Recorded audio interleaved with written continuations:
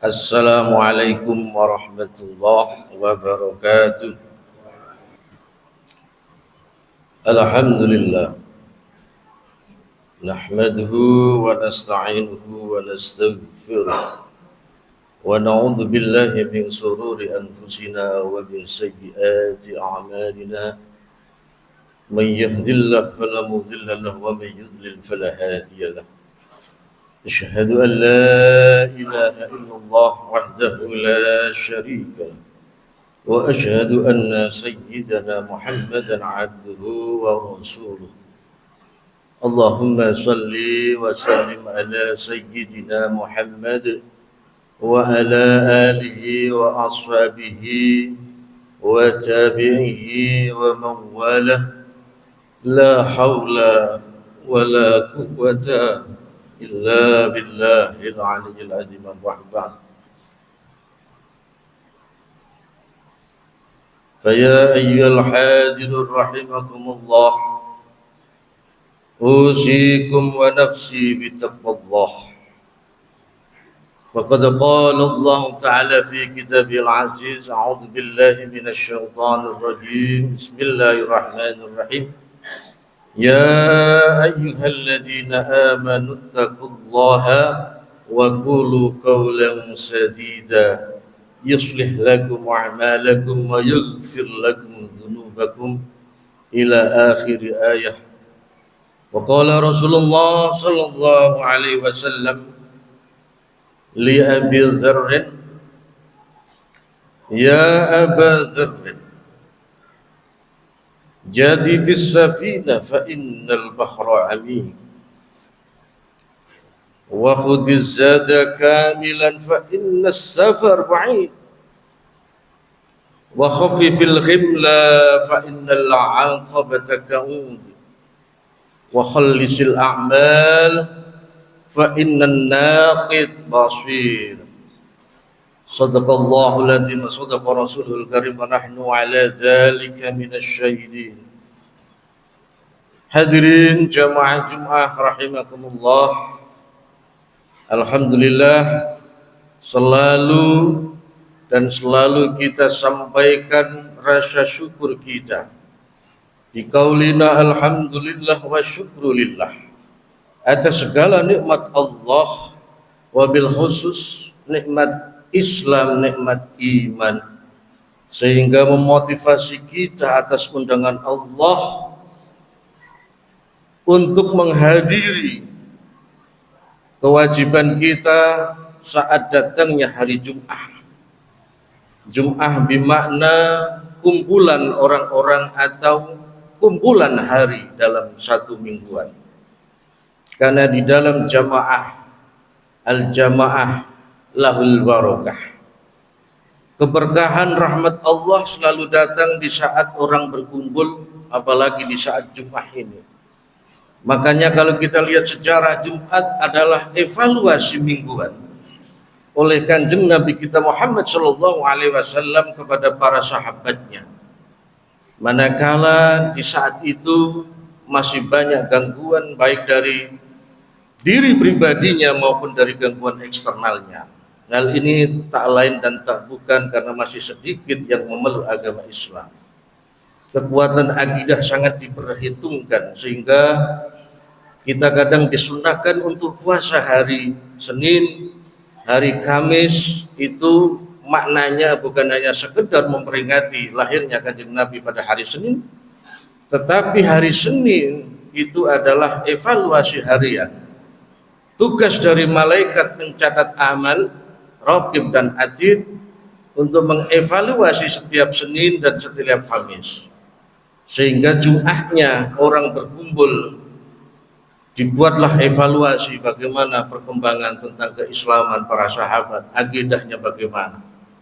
Inilah yang bisa kita ambil ibrah. Dan di saat itu pula sesungguhnya orang bukan hanya sekedar sholat, tapi bertutur sapa, saling menyapa. Karena bisa jadi rumah kita berdekatan tetapi hati kita tidak dekat. Bisa jadi di saat sholat maktubah, sholat harian, kita setelah salam meninggalkan tempat masjid, dan di saat Jum'ah lah kita masih diberikan waktu kelonggaran untuk saling menyapa. Siapa tahu ada juga yang menginfakkan, mensedekahkan sedikit hartanya. Sekarang banyak sekali orang mensedekahkan makanan di saat pasca sholat Jumat. Hadirin, lebih lanjut khutbah khatib kali ini menyampaikan tema yang sudah disampaikan oleh pengurus DKM. Sebagaimana muqaddimah kami bahwa ada salah satu pesan kepada sahabat pilihan Nabi, yaitu sahabat Abi Dzar Al-Ghifari. Sahabat Abi Dzar ini sahabat pilihan, sahabat yang sering diajak Rasulullah untuk terjun ke lapangan, karena beliau ini termasuk sahabat yang selain dermawan, beliau juga sifatnya sosialnya tinggi. Dan bukan hanya itu, sahabat Abi Dzar ini adalah sosok, walaupun dia kelihatan sederhana, tapi dia siap tampil di muka pada saat pemimpin sudah mulai kolem, sudah mulai aneh-aneh. Karena pernah satu kali sahabat Abi Dzar ini komplain, sekarang demo ya kepada Khalifah Utsman bin Affan di saat pembagian harta ghanimah tidak merata, apalagi kepada fakir dan miskin. Dia sampaikan langsung kepada Khalifah, Khalifah, engkau tidak adil, rakyat kita banyak yang masih kelaparan. Itulah salah satu contoh yang bisa kita ambil dari sahabat Abi Dzar. Lalu apa pesan Nabi kepada sahabat Abi Dzar? Yang pertama adalah, ya Aba Dzarrin, jadidis safinah fa innal wahra amik. Perbarui kapalmu. Ini bahasa Majas. Sesungguhnya di dalam syarahnya, karena ini disadur dari kitab Nasahibul Ibad karangan ulama Nusantara, Al-Mukarram Syekh Imam An-Nawawi Al-Jawi Al-Bantani, di dalam makalah beliau bahwa artinya wa ahsin niyah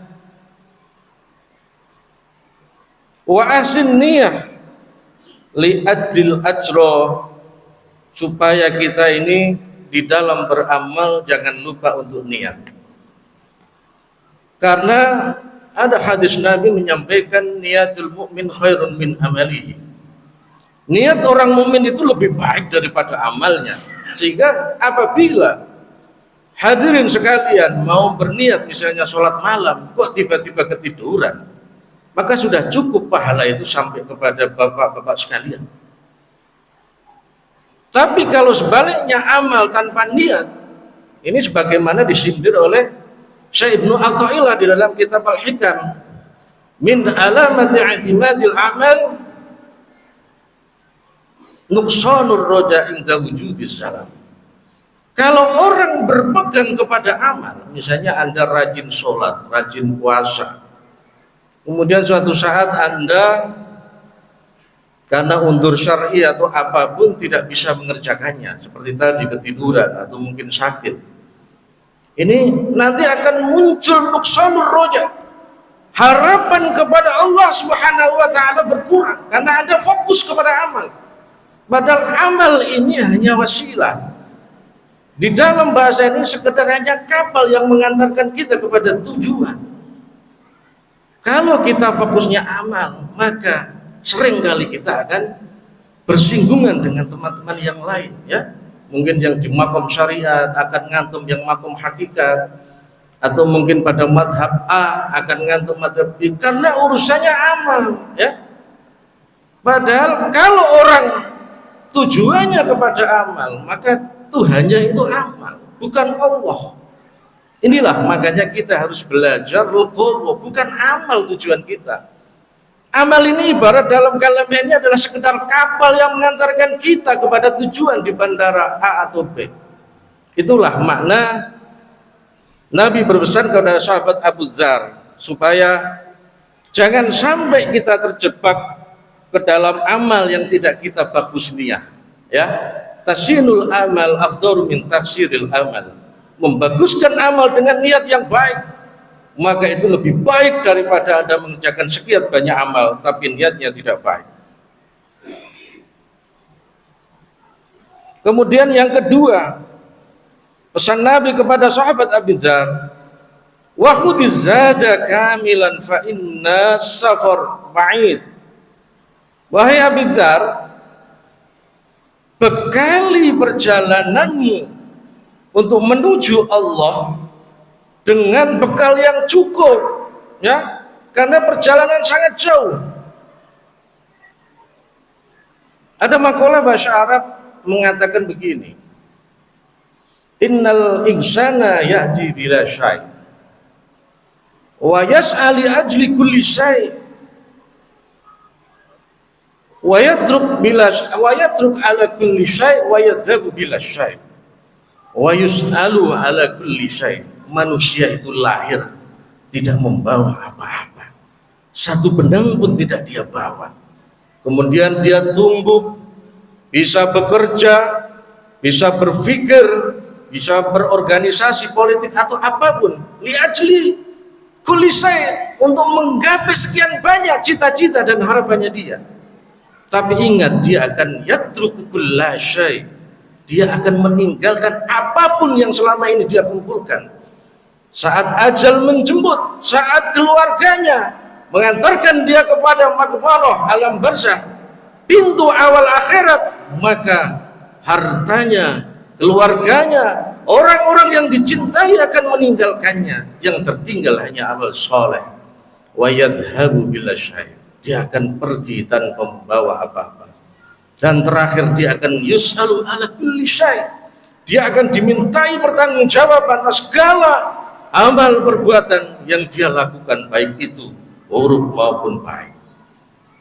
Bahkan di dalam satu hadis, hatta kahlil ainain, sampai kita akan dimintai pertanggungjawaban atas celak atau pewarna di dalam alis kita, itu dari barang yang halal atau tidak, atas basahan di antara jemari kita, atas apapun yang kita bawa. Misalnya bapak punya tetangga mau membungkus sesuatu lupa, ambillah itu satu batang di pagar tetangga, itu semua akan ditanya.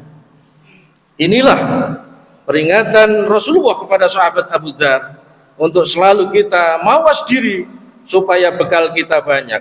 Ingat saudara, bahwa waktu kita ini baik panjang. Apa artinya?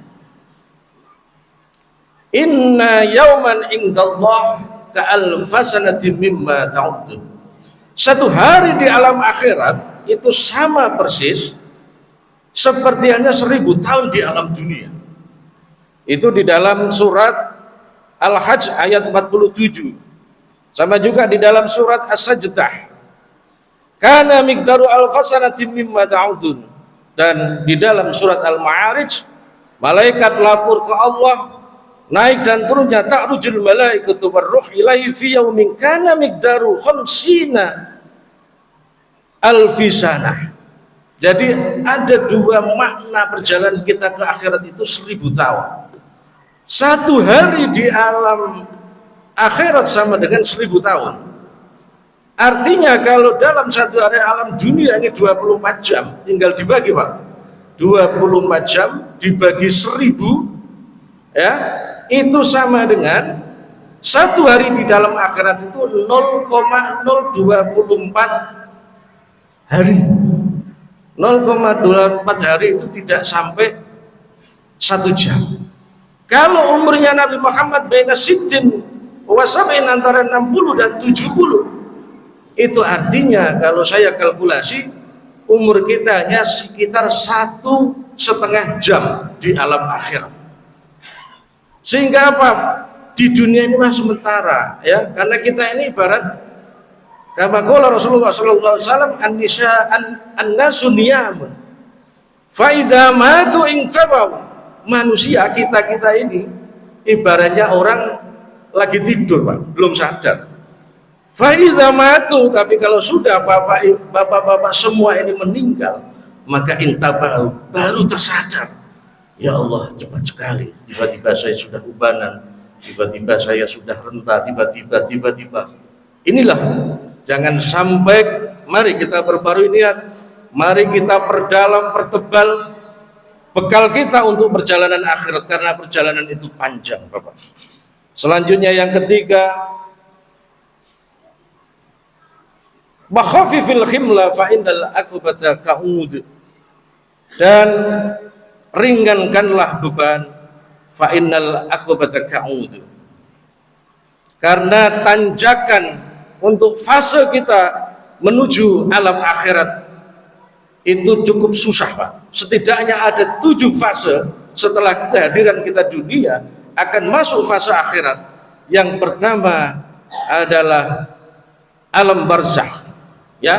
Nanti kita masuk kepada yaumul ba'ts, ya. Yang ketiga kita akan yaumul mahsyar, dikumpulkan. Kemudian kita ada yaumul mizan, kita akan ditimbang. Kemudian ada yaumul hisab, dan ada yaumul sirat, kita melalui jalan. Dan yang terakhir, yang ketujuh, ada yaumul jaza. Setidaknya ada 7 perjalanan yang akan kita lalui setelah masuk dalam alam barzakh. Bayangkan berapa tahun kita akan melakukan perjalanan itu. Maka jangan sampai perjalanan kita menjadi berat karena urusan ego kita, keakuan kita. Jangan sampai kita beribadah karena hanya untuk meraih ridhonya manusia. Yang kita tuju adalah ridhonya Allah. Jangan sampai dunia yang menjadi alam fitnah, alam ujian kita ini membebani kita, atau kita senang bahkan jatuh di dalam pelukan dunia. Ringankan bebanmu, Bapak-bapak sekalian. Jangan sampai perjalananmu ini menjadi berat. Di dalam ini Nabi, di dalam hadis yang diriwayatkan An Anas, ya Aba Darin, kepada sahabat Aba Darin juga, a'alimta anna baina aidina aqabatan ka'udan. Wahai Abu Dar, tahukah kamu di antara kita ini ada tanjakan-tanjakan yang berat, la yusidu ilal mukhaffun, kecuali orang yang telah diringankan bebannya. Ada sahabat bertanya, wahai Rasulullah, apa yang dimaksud dengan beban berat ya Rasul? Wahai sahabat, apakah indaka tu'amu yaum? Apakah kamu punya makanan hari ini? Naam ya Rasul, saya punya. Wa yauma ghadin, dan makan untuk besok. Naam ya Rasul, saya masih punya. Kemudian ditanya, wa tu'amu yauma ghadin akhir, dan besoknya masih punya enggak? Tidak ya Rasul. Lau kana intaka tu'amun salasati ayyamin kunta minal mutaqqalin. Ini maksudnya. Jadi supaya kita tidak berat perjalanannya, kinayahnya atau gambarannya Rasul dengan para sahabat, kalau kamu masih punya makan sampai 3 hari, itu termasuk kategori yang berat. Apalagi di saat Covid, orang rame-rame mengumpulkan makanan sampai sebulan, sampai setahun, ya. Kita lupa bahwa ada saudara-saudara kita yang masih kelaparan hari ini, bahkan besok dia tak tahu mau makan apa, saudara-saudara. Maka dengan kaul Nabi kepada sahabat Abi Dzar, ingat, kalau kita sudah cukup untuk makan besok, urusan Allah sajalah, pasti Allah mencukupkan kebutuhan kita. Ingat saudara-saudara kita yang masih kekurangan. Dan yang terakhir, kaul yang keempat adalah wa akhlisul amal fa innan naqid basir. Amal yang telah kau kerjakan, ikhlaskan, murnikan. Ikhlas berkata, asal katanya dari arti kata kholas, artinya murni, tidak ada campuran warna lain. Kemurnian dalam beramal karena hanya tertuju liwajillah. Seperti kita sholat, inni wajjahtu wajhiya lilladzi fatharas samawati wal ardh. Jangan ada tujuan apapun kecuali kita menghadap kepada Allah, karena amal kita memang tujuannya untuk berserah diri kepada Allah. Al-ikhlas digambarkan Rasul sirrun min sirri ausda'tuhu ila man ahdabtu min ibadi. Ikhlas adalah salah satu sifat, kata Allah, yang aku berikan kepada hambaku yang tercinta. Artinya apa? Kalau kita bicara syir, syir ini adalah bagian terdalam dari kolbu kita. Kalau iman kita masih ada di dalam kolbu yang paling luar, sir ini sudah menancap tajam di dalam kolbu yang paling dalam. Makanya kalau sudah orang berpikir kalimat tauhid la ilaha illallah, la ilaha illahu, kemudian la ilaha illa anta, sampai dia paham la ilaha illa ana, maka insya Allah dia tidak akan goyang oleh berbagai macam rintangan hambatan di dunia ini. Tapi jangan lupa hadirin bahwa makna ikhlas, karena iman kita yazidu wa yanqus, kadang naik di saat ada khutbah semacam ini, kadang turun di saat kita banyak masalah. Maka ikhlas bukan berarti hanya pada saat positif saja. Yuradu bil ikhlas fi in kana ta'atan, apabila dalam kondisi taat, maka adalah asyukru wan ni'mah. Kita merasa syukur kepada Allah atas segala nikmat yang diberikan, apapun itu. Bahkan nikmat yang kita anggap kecil, hanya sekedar senyum kepada seseorang, itu sudah cukup sebagai nikmat kita.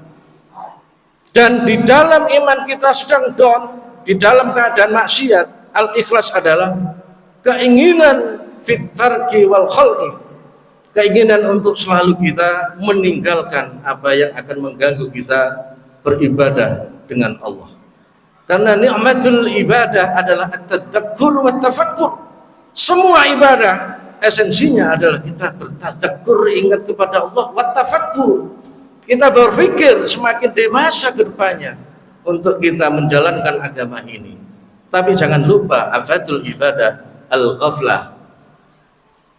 Afatnya ibadah, ancaman ibadah kita adalah al-ghaflah wal faraq, kekosongan hati, Pak. Karena sudah biasa ritual sholat jamaah bareng-bareng, hati kita kadang melayang kemana-mana. Itu adalah al-ghaflah, hati kita kosong akan keberadaan Allah. Demikian mungkin bisa menjadi ibrah bersama. Kita berdoa semoga Allah menjadikan pribadi-pribadi yang semakin Islamnya kuat, imannya kuat, sampai kita bisa merasakan menjadi muhsin, orang yang selalu ihsan, membaguskan agamanya. Bismillahirrahmanirrahim. Al-'asri innal insana lafi khusr illa alladziina aamanu wa 'amilus shalihati wa tawassaw bil haqqi wa tawassaw bis sabr. Barakallahu li wa lakum fil Qur'anil 'azim wa nafa'ana wa iyyakum bima fihi minal ayati wadh-dhikril hakim. وتقبل مني ومنكم تلاوته إنه هو السميع العليم. أقول قولي هذا واستغفروه إنه هو الغفور الرحيم.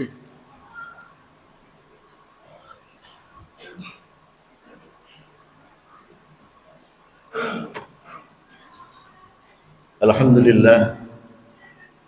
لله على نعمة الإسلام والإيمان والإحسان. أشهد أن لا إله إلا الله ذو الجلال والإكرام، وأشهد أن سيدنا محمد ذو الشرف والاحترام. اللهم صل وسلم على سيدنا محمد وعلى آل سيدنا محمد كما باركت على سيدنا إبراهيم وعلى آل سيدنا إبراهيم في العالمين إنك حميد مجيد. وقال تعالى في كتابه الكريم أعوذ بالله من الشيطان الرجيم بسم الله الرحمن الرحيم إن الله وملائكته يصلون على النبي يا أيها الذين آمنوا صلوا عليه وسلموا تسليما والحمد لله رب العالمين. اللهم اغفر للمسلمين والمسلمات والمؤمنين والمؤمنات الأحياء منهم والأموات. اللهم ادفع عنا الغلاء والبلاء والفتن ما ظهر من بلدنا هذا إندونيسيا ومن بلدان عامة ومن بلدان المسلمين عامة إنك على شيء قدير. ربنا ظلمنا أنفسنا وإن لم تغفر لنا وترحمنا لنكونن من الخاسرين. ربنا آتنا في الدنيا حسنة وفي الآخرة حسنة وقنا عذاب النار. اللهم طهر قلوبنا من كل وصف يبعدنا عن مشاهدتك ومحبتك وأمتنا على السنة والجماعة والشوق إلى لقائك يا ذا الجلال والإكرام. الحمد لله رب العالمين. عباد الله إن الله يأمر بالعدل والإحسان وإيتاء ذي القربى وينهى عن الفحشاء والمنكر والبغي يعظكم لعلكم تذكرون فاذكروا الله يذكركم واسألوا من فضله يؤتيكم ولذكر الله أكبر. أقيموا الصلاة. السلام عليكم ورحمة الله.